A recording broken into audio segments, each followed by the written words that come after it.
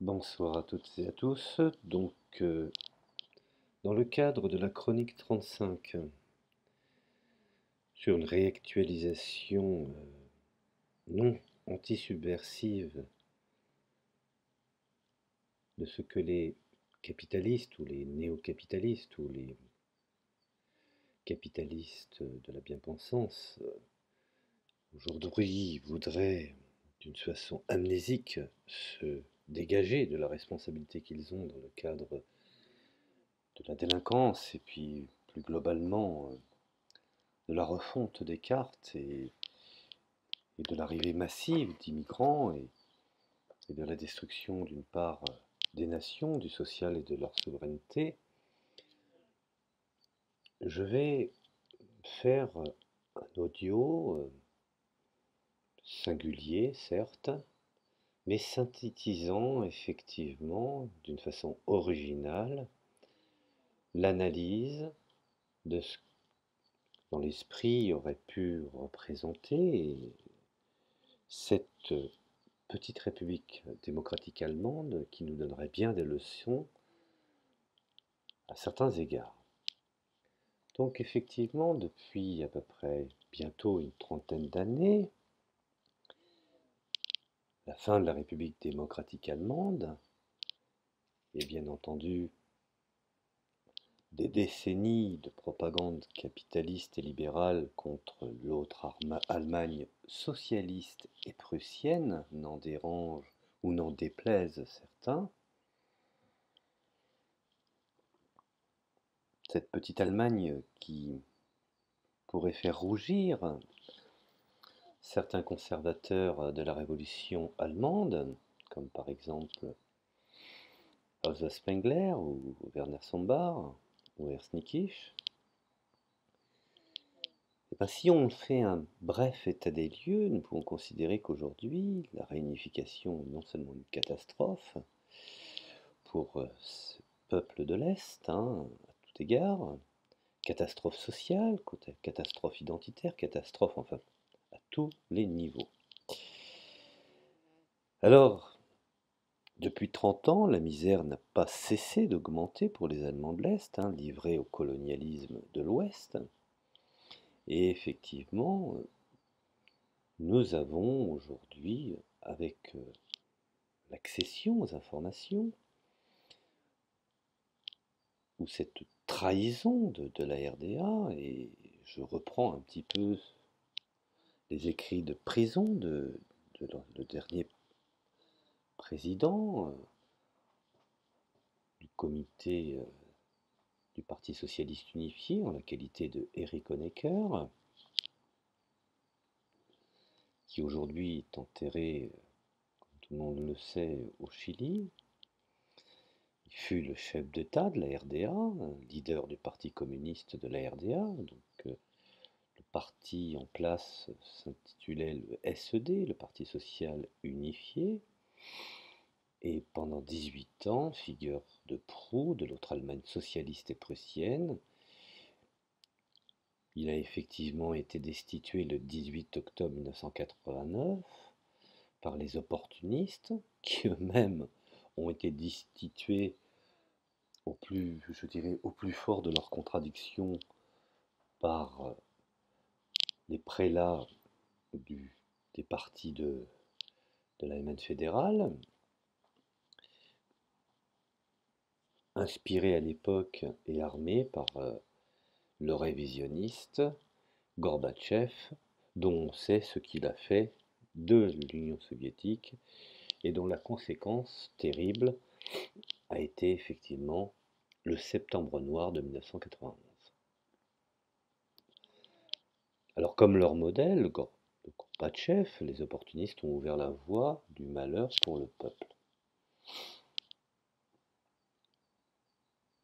Mais on peut considérer que le dernier combat d'Honecker, dans son texte incontournable de ses écrits de prison, et pour en revenir à sa fin, quant à Honecker par exemple, où on sait pertinemment, comme je l'ai bien de le préciser, qu'il est mort en mai 1994 au Chili des suites d'un cancer du foie, Il ne faut pas oublier qu'auparavant, il avait été emprisonné par le régime libéral, capitaliste et sous pilotage américain de la RFA, et poursuivi en justice, où on voulait lui appliquer rétroactivement les lois de l'Allemagne fédérale.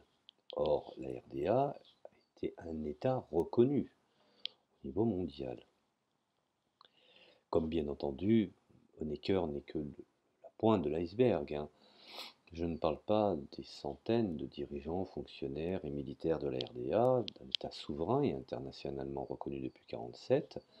Dans l'acte d'accusation figuraient aussi des actes datant de la lutte du KPD contre les nazis en 1933, à la suite d'une campagne internationale de soutien marquée par la création du comité d'Honecker, dont j'ai fait partie, et à laquelle, bien entendu, différentes instances ont contribué à réhabiliter le révisionnisme constant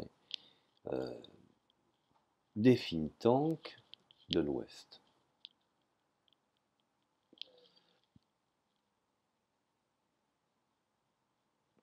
Aujourd'hui, nous pouvons considérer que la suite est tristement connue.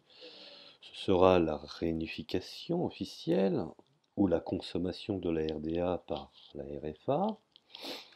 On fait une opération de colonisation de l'Est par l'Ouest ou l'ex-RDA, dont effectivement l'Ouest a toujours présupposé qu'elle était le leader de l'Allemagne et que la RDA n'était qu'un État fantoche soumis à l'Union soviétique. Ce qu'on oublie de préciser, c'est que si on veut être objectif et avoir un dialogue ou un échange réel et sérieux, c'est d'accepter aussi que la RFA fut également une création des pays de l'Ouest, particulièrement les États-Unis. Donc revenons à la RDA, qui sera bien entendu livrée au capitalisme sauvage, au chômage et à l'immigration de masse. Bien entendu, voulu par les nouveaux ténors de l'enrichissement et du capitalisme entrepreneurial à tous azimuts. Bien entendu, des voix se sont élevées pour dénoncer l'imposture du PDS qui a pris la succession du SED, et ironie de l'histoire, les néo-communistes du PDS, héritiers des liquidateurs opportunistes de 89 et de leur parti ou de leur porteur du sigle honteux qu'ils avaient choisi en 89, y capitalisent les voix des nostalgiques de la RDA, qui aujourd'hui, n'ayons pas peur de le dire, tout comme en Union soviétique, enfin du moins en Russie, lapsus amplement révélateur, des voix nostalgiques comme en Russie, nostalgiques également de l'URSS, après avoir obtenu les biens et les avoirs de l'ancien parti communiste de la RDA. Aujourd'hui, la trahison devient de plus en plus probante et elle est sanctionnée, qu'on le veuille ou qu'on ne le veuille pas, par beaucoup d'historiens qui ont accès aux archives et elle, effectivement, donne un tournant tout à fait décisif voulu par l'histoire. Alors, est-ce que, effectivement, en réfléchissant, pourquoi pouvons-nous, je dirais, donner une vision de la RDA comme étant un État prussien et à la fois socialiste? Socialiste dans le fait que la conception est anticapitaliste et avant tout orientée en direction de l'Union soviétique et bien entendu des relations entre les peuples de ces régions, et prussien dans le fait que ce pays était un pays de cocagne, je le dis bien puisque j'y ai vécu, et dont l'allemand était, entre guillemets, l'allemand socialiste, n'avait pas besoin d'être maître chez lui puisqu'il l'était. Car l'organisation socialiste garantissait effectivement la souveraineté nationale de ce pays. Pour de nombreux militants partout en Europe, la RDA avec son socialisme austère et le culte de Luther, de Marx et Engels restera le symbole de la Prusse restaurée, je dirais une dernière et ultime fois. Un État socialiste qui relevait pieusement des ruines de Potsdam et les statues de Frédéric le Grand, qui de nous pourrait oublier la relève de la garde devant le monument aux victimes du fascisme face à la statue équestre du vieux Fritz avec ses Volksgrenadiers de la National Volksarmee qui incarnaient incontestablement la tradition glorieuse de la vieille armée prussienne. Cette Prusse qui se dressa contre Hitler le 20 juillet 1944 et qui inspirait le combat héroïque de beaucoup de camarades contre le nazisme. Pour les Allemands socialistes de l'époque, la nostalgie de la RDA, qu'on pourrait considérer comme étant du communisme patriotique et de sa National Volksarmee avec ses milices ouvrières est indéniable.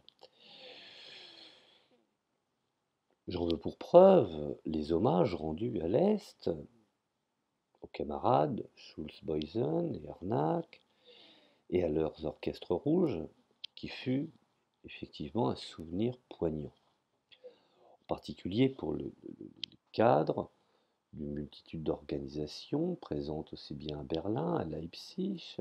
L'enthousiasme pour le socialisme prussien fut certain. L'histoire rendra justice à l'autre Allemagne, le regard des historiens change et on le voit aujourd'hui, force est de constater, face à la vomissure capitaliste et néocoloniale de l'ordre libéral de Bonn, la RDA, bien que ayant disparu, incarne dans les cœurs l'espoir avorté d'une autre Allemagne, d'un autre destin pour la patrie de Marx, Engels et Luther. Alors,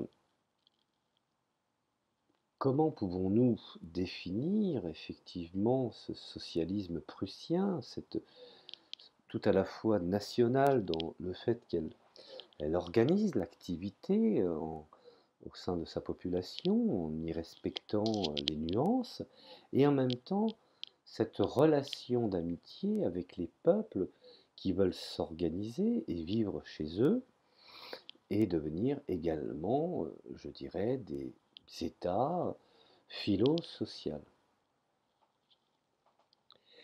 Donc, il ne faut pas oublier une chose, reprenons les fondements même du National Committee Freies Deutschland, qui ont été les fondements de la déclaration pour la libération nationale et sociale de l'Allemagne, du KPD, donc le Parti communiste allemand de l'époque, en 1930.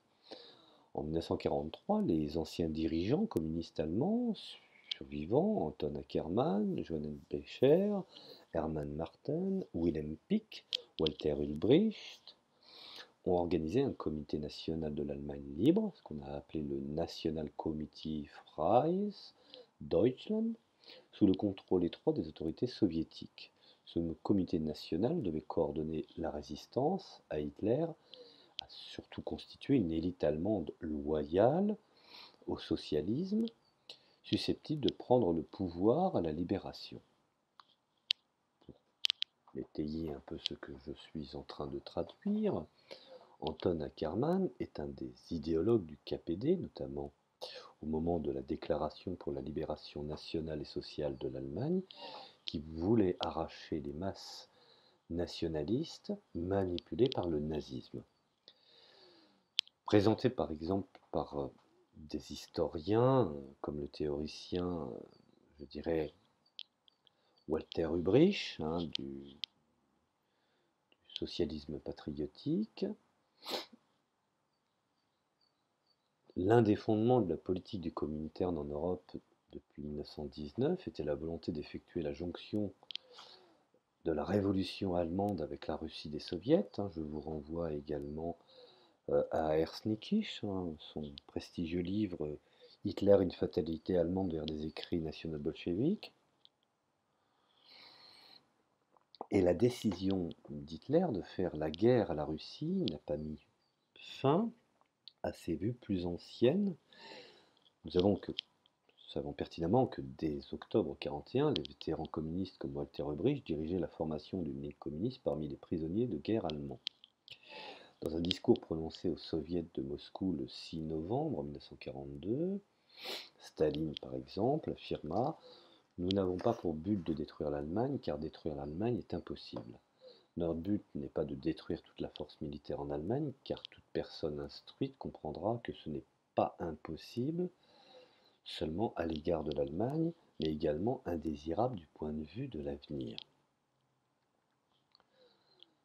Les 12 et 13 juillet 1943, le Comité national de l'Allemagne libre fut fondé à Moscou sous la présidence nominale du général Junker Walter von Seydlitz, fait bien entendu prisonnier à Stalingrad et sous la direction véritable de Wilhelm Pieck, chef communiste allemand et ancien secrétaire de l'Internationale communiste. Alors le but de l'opération est double: préparer la naissance d'une nouvelle armée allemande antifasciste de libération et de préparer les cadres qui prendront, après la victoire, le contrôle de la nouvelle Allemagne démocratique. Bien entendu, la réaction ne s'est pas fait attendre. Les Anglo-Américains, violemment hostiles, ces thèses provoquèrent des réactions de méfiance et de suspicion chez les alliés occidentaux. La création à Moscou du Comité national pour l'Allemagne libre fut considérée comme une première étape vers la constitution d'un gouvernement pour l'Allemagne de l'après-guerre et comme les préparatifs d'accords séparés entre l'Allemagne et l'Union soviétique. Le théoricien conservateur influent James Burnham donne le ton dans un article publié dans la revue The Commonwealth, intitulé Staline and Juncker. Burnham a parfaitement saisi la démarche de Staline. Le comité de l'Allemagne libre ouvrit des bureaux dans toute la terre sous direction communiste. Il attira l'adhésion à l'étranger de la masse des réfugiés et des résidents de langue allemande, socialistes, libéraux et patriotes allemands, ordinaires mais anti-hitlériens. À l'intérieur de l'Union soviétique, le comité et ses filiales entreprirent, je dirais, la conversion des prisonniers allemands nazis au communisme et à la formation d'agents spéciaux pour les bataillons de l'armée d'une future Allemagne libre. En 1944, quant à Friedrich von Paulus, le commandant allemand à Stalingrad annonça qu'il adhérait au comité. Près de 100 officiers généraux prisonniers en étaient déjà membres. L'Angleterre et les États-Unis s'alarmèrent tellement de ce comité de l'Allemagne libre qu'ils obtinrent à Yalta la signature de Staline au bas d'un paragraphe par lequel, bien entendu, il renonçait à établir le comité en qualité de nouveau gouvernement allemand. Comme toujours pour les communistes, une telle renonciation n'était que de pure forme et ne les engageait à rien. Le comité de l'Allemagne libre est l'expression des projets communistes au sujet de l'Allemagne, son programme offrant aux Allemands l'appât d'une part de second associée dans le Soviet eurasien et dans le futur empire mondial. Staline connaissait la valeur d'un mythe national. Selon les besoins de sa politique, il glorifiait les tsars comme Ivan le Terrible ou Pierre le Grand, ou des chefs militaires de l'ancienne Russie comme Koutousov, le vainqueur de Napoléon, n'oublions pas. À l'époque des tensions internationales je dirais avant la Seconde Guerre mondiale, cela est entendu, Staline recherchait l'appui de la population. Il avait bien compris qu'un jour l'armée rouge devrait se battre, et les soldats sans idéal national ne se battent pas, ou se battent très peu, ou se battent mal. Ceci peut expliquer également la débâcle de l'armée, par exemple en Irak, de Saddam Hussein, puisqu'il n'y a pas d'idéal national. Bon, enfin, ça c'est pour la petite histoire. C'est pourquoi, dans la ligne du patriotisme rouge des années de la guerre civile, il remit en honneur ces idéaux de l'ancienne Russie. Ainsi, l'armée rouge reçut des uniformes, rappelez-vous la grande guerre patriotique, L'armée rouge reçut des uniformes du modèle du temps des tsars. La guerre qu'elle devait faire, Staline l'appela la Grande Guerre patriotique. Vous voyez qu'on peut être socialiste, marxiste et léniniste, et puis prendre en compte cette histoire, je dirais cette histoire des ancêtres. Donc cela ne pose pas de problème. Alors revenons finalement à notre explication de cette Allemagne socialiste et prussienne. Lorsqu'au début de 1943, après la bataille de Stalingrad, pour la première fois, un groupe nombreux d'officiers supérieurs allemands qui devaient, avec raison, se sentir trahis et vendus par Hitler, eut capitulé, Staline avec les cadres du KPD, réfugiés en URSS, donc en Union des républiques socialistes et soviétiques, dans les pays anglo-saxons, décida de gagner aux objectifs soviétiques ses officiers et avec eux tous les prisonniers de guerre allemands. Alors ils ne le firent pas avec le drapeau rouge de la révolution mondiale communiste, hein. Ça c'est encore aussi une vision que peuvent avoir les adversaires en mélangeant absolument tout.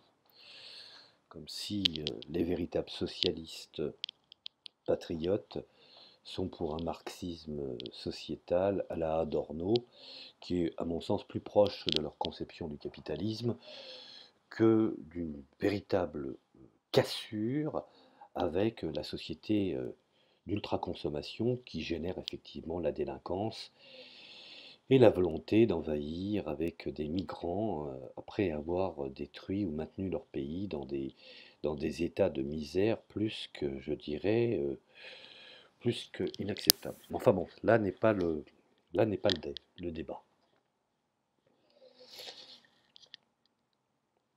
Donc je disais que effectivement, pas mis en place le drapeau de la Révolution mondiale pour ce qualifier d'espèce, mais bel et bien avec les couleurs traditionnelles de l'Allemagne, le noir, blanc, rouge, et en évoquant bien entendu le souvenir de la fraternité d'armes germano-russe contre Napoléon. Souvenez-vous, en 1812. Et de la politique bien entendu d'alliance germano-russe de Bismarck vers 1880. Donc vous voyez, cette Allemagne prussienne, que certains qualifient d'Allemagne soviétique, est non seulement de la propagande, mais de l'hérésie historique et de l'ignorance totale de l'histoire de la Prusse, car l'alliance avec la Russie, voire après de l'Union soviétique, n'était pas artificielle. Elle prenait effectivement effet sur des origines réelles de fraternité que je viens d'énoncer et que j'énoncerai dans d'autres audios quand j'aurai à traiter effectivement, en ce cas d'espèce, du regard vers l'Est plutôt que du regard vers, je dirais, les États-Unis. Alors je continue, effectivement, je parlais de l'alliance germano-russe de Bismarck vers 1880. C'est ainsi que le 12 juillet 1943, à Krasnogorsk, le camp modèle numéro 27, à proximité de Moscou, naquit le Comité national de l'Allemagne libre. Sous les portraits de Lénine, unis au drapeau impérial allemand, le comité publie immédiatement un manifeste co-signé par la direction du KPD et des soldats allemands, à côté de 11 dirigeants communistes, dont Wilhelm Pieck et Walter Ulbricht. Figurent bien entendu les signatures de 16 soldats et des sous-officiers, ainsi que 11 officiers, dont 3 officiers supérieurs. Le comité était présidé par un militant communiste, en l'occurrence Erich Wernert, ancien combattant d'Espagne, de cette fameuse division de la division de Thälmann, rappelez-vous, Ernst Thälmann, et dont, effectivement, si vous maîtrisez un petit peu l'histoire de l'Espagne, il fut un poète renommé du chant des brigades internationales, qu'on a appelé la Elfenbrigade. Alors pour ce qu'il en est des adversaires d'Hitler dans le corps des officiers dont on avait recherché l'adhésion, suivait en septembre 1943, lorsque l'Union des officiers allemands fut fondée, alors le maréchal von Paulus, le vaincu de Stalingrad et les généraux von Seydlitz, von Daniels, Korfes, Lattmann et d'autres rejoignirent le comité national, dont plusieurs centaines d'officiers généraux.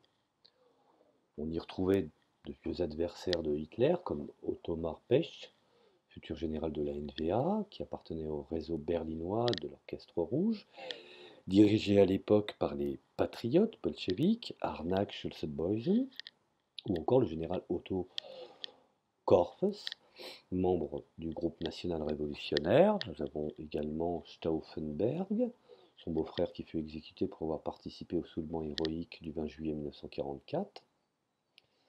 Alors, les actions de propagande du Comité national avec ses millions de tracts et de journaux et les appels journaliers de Radio Moscou au peuple allemand et en direction de la Wehrmacht allemande contribuèrent bien entendu immanquablement à la désagrégation de la machine de guerre nazie. Agissant internationalement au sein de l'immigration allemande anti-nazie, le comité avait aussi des activités en France occupée, ou fut mis sur pied, comme par exemple le comité de l'Allemagne libre pour l'Ouest, qu'on a qualifié à l'époque sous l'abréviation du CMVO.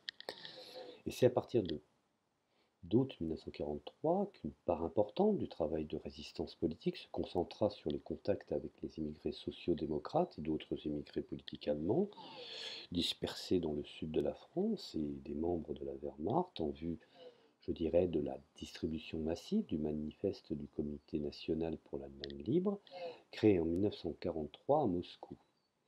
Et surtout afin de constituer en France un comité pour l'Allemagne libre, ce qu'on a appelé bien entendu le National Committee Freies Deutschland, avec des représentants sociaux-démocrates et d'autres groupes anti-nazis, des membres de la Wehrmacht, du comité des soldats, etc. Bon.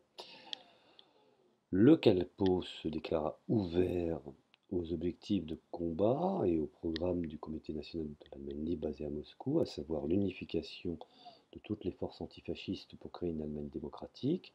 Dans les documents d'agitation, le Calpo exhortait les soldats et les officiers allemands d'arrêter les combats, rendez sa liberté à la France, vous n'avez rien à faire dans les pays étrangers, ne tirez pas sur les Français, ne participez pas aux arrestations ni aux dénonciations, nous devons sauver l'Allemagne et ramener la paix en provoquant la chute d'Hitler. Si on vous envoie à l'Est, rejoignez l'armée rouge.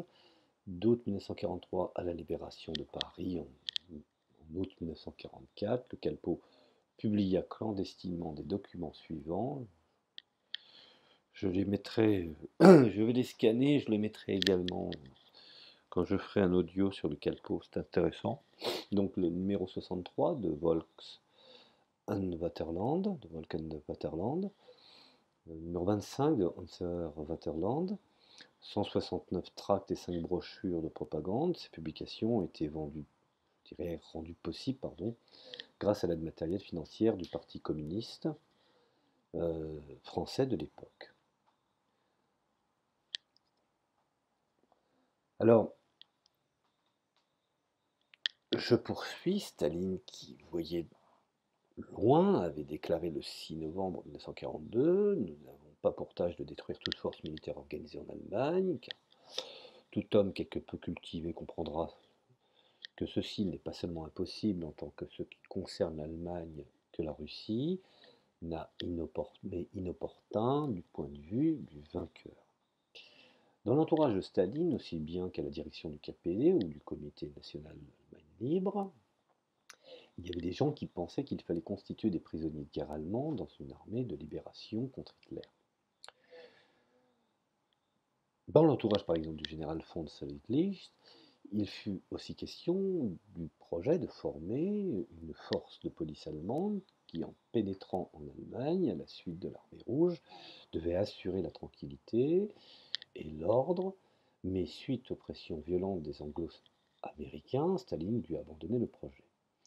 Il n'y a donc jamais eu une armée Seydlitz, portant le nom de ce fameux général, ni une armée Paulus dont les soviétiques eussent favorisé le recrutement parmi les prisonniers de guerre allemands. Ces projets auront néanmoins une influence sur la capitale, je dirais, comment pouvons-nous résumer cela? Oui, ils auront néanmoins une influence capitale sur la naissance de la NVA, donc la fameuse Volksarmee, l'armée populaire de la RDA. Il faut cependant précisé et rappelé que de nombreux soldats allemands ont servi dans le personnel auxiliaire de l'armée soviétique, hein. Beaucoup d'opposants ont été effectivement à un moment donné enrôlés dans l'armée soviétique pour se battre contre Hitler. J'en veux pour preuve des Juifs, des Italiens, des Slovènes. La liste serait longue et fastidieuse. Bon, même aujourd'hui en Israël, nous avons des gens qui ont à un moment donné servi dans l'armée soviétique. Bon. Je pense que certains ont la mémoire courte, mais enfin bon, ça fait partie de l'objet de la propagande.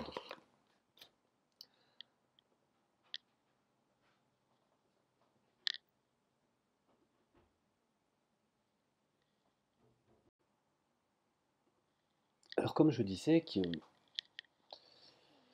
si beaucoup ont servi dans l'armée soviétique, ce qui est également le cas des Allemands communistes ayant rejoint l'armée rouge dès 1941, ou encore anciens des brigades internationales, réfugiés en URSS, après bien entendu le triomphe du général Franco en Espagne,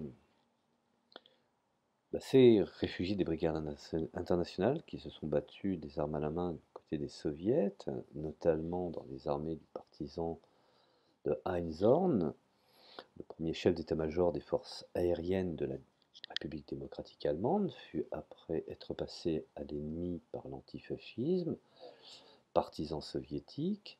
Il en était de même de Rudolf Barbarino, l'ancien sous-lieutenant de la Wehrmacht et délégué du Front du Comité national, et c'est un fait acquis, hein.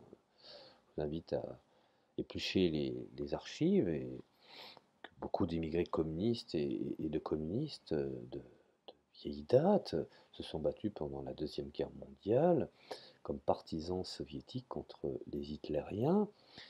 Et dans les premières années de l'armée populaire nationale de la République démocratique allemande, on retrouvera souvent, je dirais, au poste de commandement de ces partisans soviétiques. Alors pour ce qu'il en est de la France, le comité aura des activités militaires dans les maquis de la résistance. Beaucoup ont fait partie également des sous-membres lors du CNR, donc du Conseil national de résistance avec les gaullistes.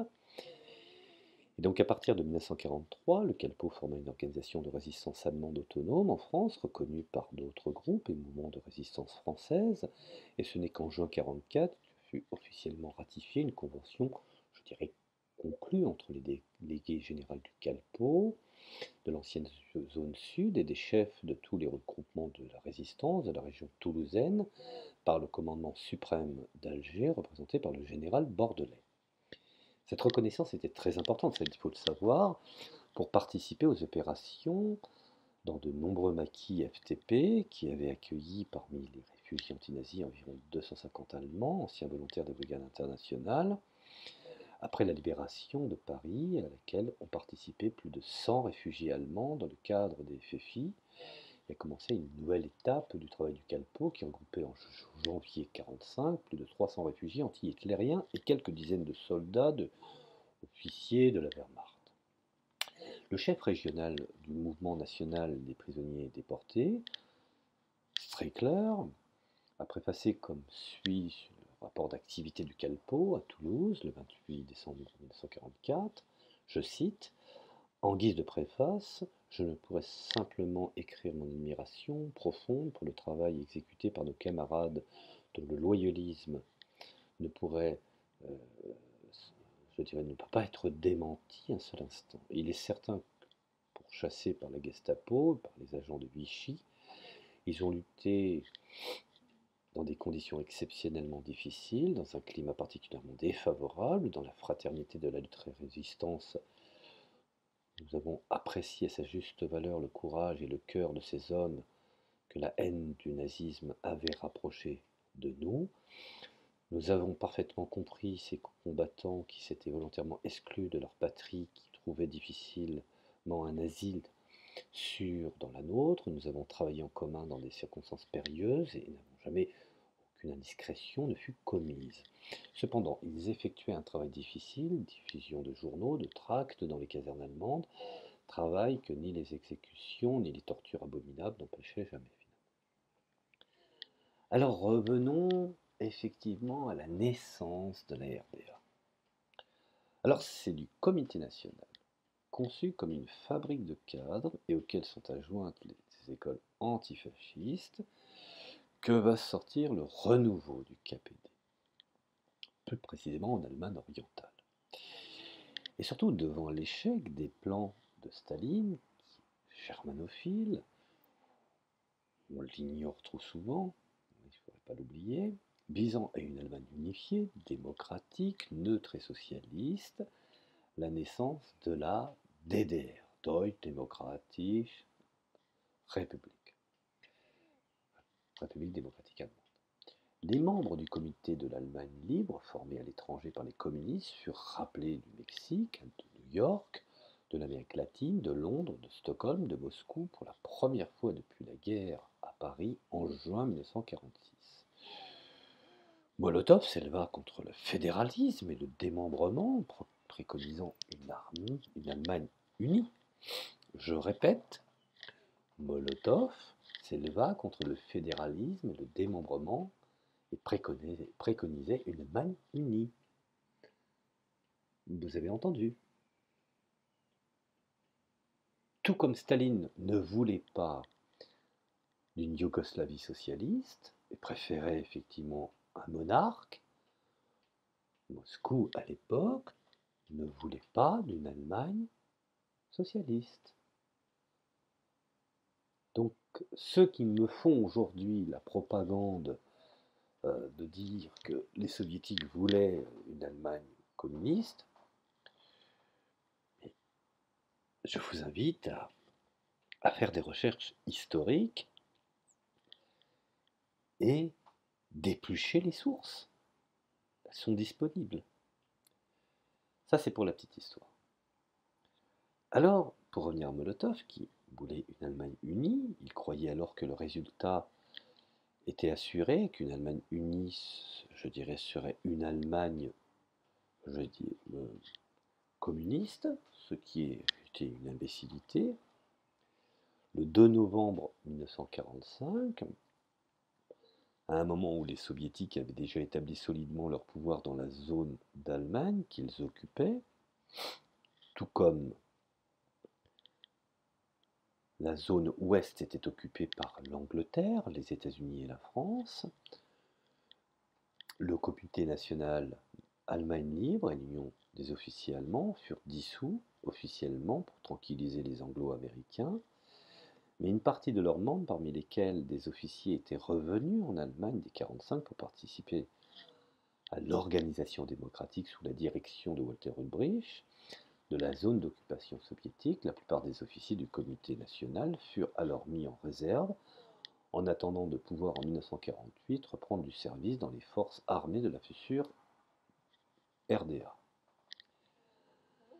Alors c'est en effet Walter Ulbricht, ancien membre du bureau politique du Parti communiste allemand, membre important de ce comité et totalement loyal aux grands frères soviétiques, qui le 30 avril 1945, regagne Berlin. Le groupe qui porte son nom, le groupe Ulbricht, est placé sous contrôle direct de l'administration militaire soviétique, ce qu'on a qualifié, ce qu'on appelle par abréviation le SMAD, et va travailler en étroite collaboration avec elle. Les communistes sont d'ailleurs les premiers à bénéficier de la seconde ordonnance de la SMAD, qui le 10 juin autorise la reconstitution des partis démocratiques. Le 11 juin 1945, le Parti communiste allemand se reconstitue sous la direction des anciens exilés de Moscou. Il s'en élabore le programme politique en liaison directe, je dirais, avec les autorités soviétiques. À partir d'octobre 1945, Walter Ulbricht propage l'idée de la voie particulière allemande au socialisme avec réintégration du modèle prussien. Je vous renvoie à un ouvrage très intéressant, c'est un petit opus qui s'appelle Socialisme et prussianité de Elsa Spengler, qui vous montre la formation des maréchaux d'empire prussien dans un modèle de type socialiste. Bref, le 22 avril 1946, le Parti socialiste unifié, le SED, est créé. Celui-ci, bien entendu, résulte de la fusion du Parti social-démocrate allemand et du SPD, d'Allemagne orientale et du Parti communiste allemand, en zone occidentale. Les sociaux-démocrates, sous contrôle américain, refusent la fusion, bien entendu. Rapidement, la guerre froide s'annonce. Alors, petit préambule. Certains, aujourd'hui, n'hésitent pas à tirer sur l'hôpital ou sur l'ambulance qui a perdu ses roues, excusez-moi l'expression, en disant que finalement, le Parti communiste est-allemand était sous domination, sous pilotage soviétique, mais on en oublie que les sociaux-démocrates furent également sous la férule et sous le contrôle des autorités américaines. Ça, on ne le mentionne pas. Alors, comme nous sommes de plein fouet dans la zone qu'on pourrait appeler ou qualifier de guerre froide, les zones soviétiques et occidentales se séparent dans les faits. À l'ouest, les trois puissances d'occupation commencent à faire naître l'idée d'une entité allemande occidentale, vous voyez, à l'ouest, comme je vous l'ai exprimé dans un autre audio, c'est bel et bien la République fédérale américano-allemande qui a décidé, la première, de créer sa propre entité. Donc l'idée d'une entité allemande occidentale, donc le 1er juillet 1948, des Alliés présentent les documents de Francfort. Alors je vous invite à les consulter, ils sont consultables. Aux délégués des Länder des trois zones, ils contiennent des propositions sur l'avenir territorial des Länder, une ébauche du statut d'occupation et un projet de constitution. Sur des bases qu'élaborent 65 députés, une charte constitutionnelle en coopération avec les puissances occupantes. Le 8 mai 1949, 5 ans après la défaite, je dirais, du Reich nazi, devant durer 1000 ans, réapparaît un État allemand crypto-capitaliste sous perfusion transatlantique, par l'approbation du texte définitif de la loi fondamentale, le Grundgesetz, par 53 voix contre 12. La loi entre officiellement en vigueur le 23 mai 1949 et par voie de conséquence, la République fédérale d'Allemagne, en allemand la BRD ou la BDR, donc Bundesrepublik Deutschland, est officiellement créée avec pour capitale Bonn. Alors après, je vous passe effectivement l'organisation que je vous ai citée tout à l'heure, un petit peu toutes les premières organisations à l'intérieur de la République démocratique allemande, tant militaire que du renseignement. Je ferai un audio aussi également sur l'historique de l'organisation militaire, entre guillemets, ou du renseignement ouest allemand, sur recyclage d'anciens nazis comme Guélem et d'autres. Bon, mais là n'est pas l'important, c'est pas le sujet.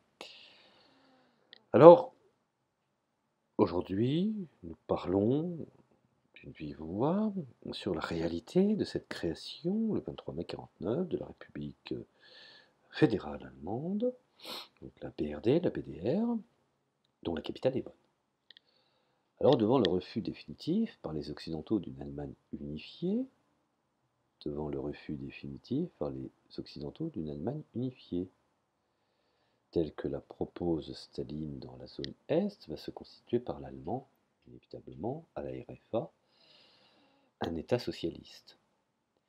Lui-même n'est que l'émanation d'une multitude de faits historiques, prussiens tout d'abord, de relations orientées vers l'Est, et ensuite d'opposition à l'hitlérisme, et dont cet État socialiste s'incarne finalement par le Parti communiste de de cette nouvelle patrie organisée par le SED, donc ce Parti socialiste allemand, et de plus en plus contrôlé par les durs du mouvement, d'une manière générale.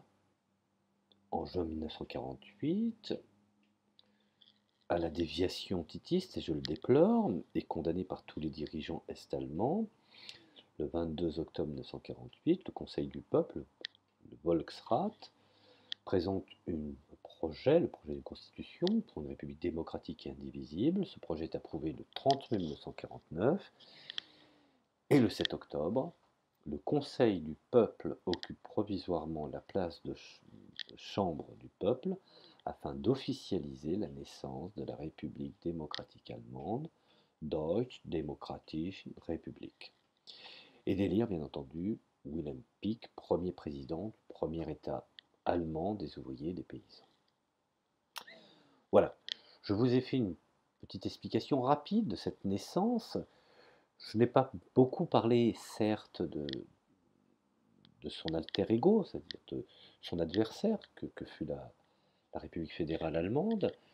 J'aurai l'occasion de faire un audio, puisque cette République aujourd'hui existe, et non seulement existe, mais elle a des odeurs de capitalisme immigrationniste et migrationniste, excusez-moi, dont certains, je dirais, s'en font les ennemis, alors qu'ils ont été, je dirais, leurs principaux soutiens. Donc, je voulais remettre un petit peu les pendules à l'heure et faire une explication succincte, hein, sans rentrer dans les détails, de la naissance de la République démocratique allemande pour que les gens puissent se faire une idée et mettre à bas un petit peu toutes ces propagandes du vainqueur qui continuent bien entendu à ne pas permettre que l'histoire, objectivement, puisse réellement être connue. Donc je vous remercie de m'avoir écouté et je vous dis à la prochaine chronique.